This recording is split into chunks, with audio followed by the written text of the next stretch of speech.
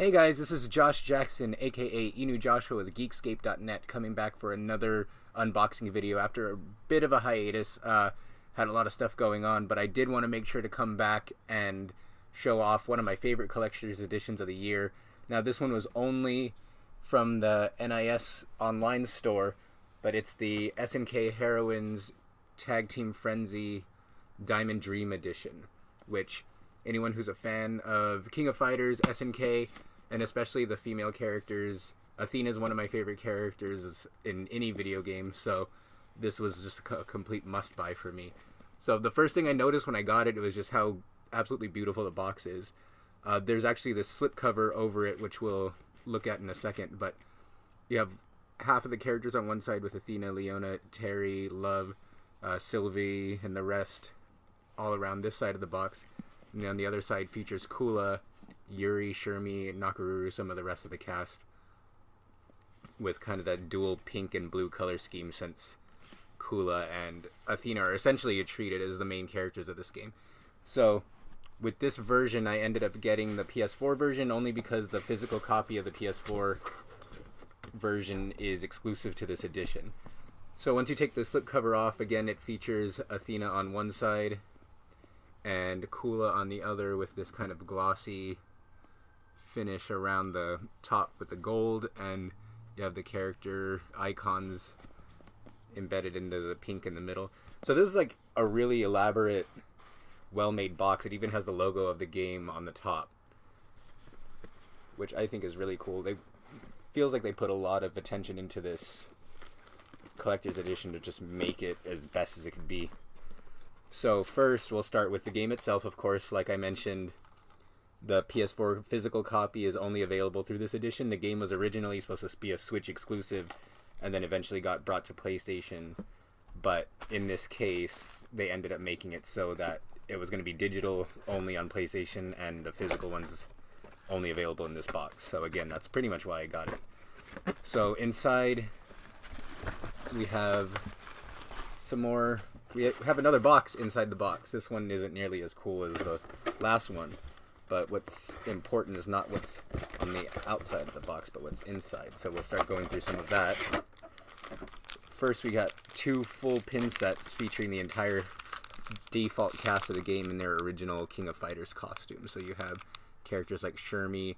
Speaking of which, though, Shermie hasn't been in the game in like a decade, so I think that's really cool that she's in. But then you have some of the newer characters from King of Fighters. You have some of the classics like Mai and Leona. On the other side, we have the rest of the cast in their default costumes. You have Mui Mui, Nakaruru, Sylvie, and then of course the only one here that's not typically in their normal costume in a way is Terry, because as was kind of a gag in this game, Terry, who is one of the faces of SNK fighting games, they made him into a woman specifically for this game, which is kind of a play on. This game is like a loose spin-off of an SNK, not SNK, but Neo Geo Pocket Color fighting game called Gal Fighters, where it featured just the female cast, and the final boss was Aori in drag, which was called Miss X, I believe. So that's kind of a funny part of it. It's also kind of a reference to back in SNK vs. Capcom, the SNK developed version of the crossover. Dimitri had a move from Darkstalkers where he would dress up the women in fancy dresses before draining their blood, and if he was fighting a man, he would turn them into a woman, and that's pretty much the same design that Terry would transform into when Dimitri would use that move on him. So just a little bit of trivia to explain where that came from, aside from wanting to give Terry boobs or whatever the case. So another thing is that it comes with a lot of really cool workout gear, which part of the reason I really liked it, because I use it a lot. I get a lot of use out of it outside of just having it on display. So first is the SNK wristband.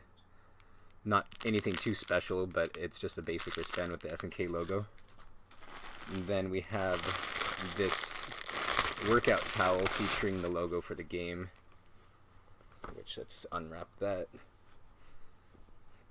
Again, it's featuring Athena and Kula as the main featured ones, so that's a cool towel to use for whatever reasons you need it for. we have the soundtrack of the game, again featuring Kula and Athena, and it has about 44 tracks, which is actually a really cool thing too, because anyone who collects collector's editions will probably tell you that lately a lot of them only have like a 4 or 5 track sampling. This one's like a, I don't know, I don't think it's a full soundtrack, but 42 songs is a pretty huge song list, especially compared to a lot of the other ones. So next we have the SNK tank top, which is probably the only, no, actually that's not true, it's one of 2 items that don't feature Athena and Kula, but I think this one is a great way to show off your SNK fandom. So trying to struggle with this plastic, but here's what the shirt looks like. It's the SNK logo with arguably the most iconic SNK female on it, who is Mai from Fatal Fury. To give you 2 guesses why that's the case.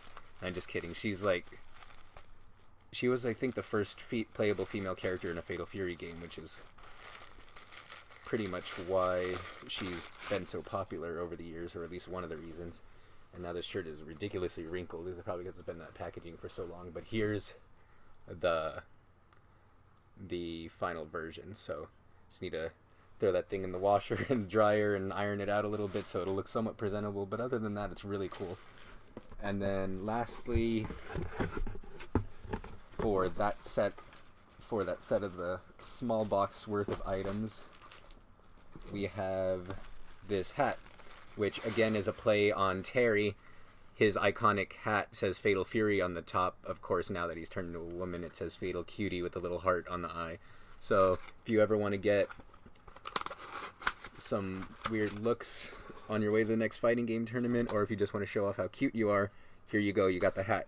Alright, perfect. And then lastly, we have this huge art book, which is pretty standard for collector's editions, but it and I don't know, I've already played the game extensively. A full review's coming any day now, but like the story was kind of bare and weird, but this one kind of goes more in depth about the characters and their motivations, which is kind of weird that it's limited to the art book when it's such a limited run and not everybody who gets the game is going to have it. But you have artwork for the alternate costume, so here's Athena with her classic 80s goddess Athena costume.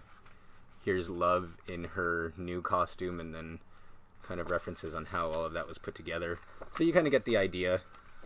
Just going into detail about the character profiles, their new costumes, their old costumes, and the concept art for how they were put together.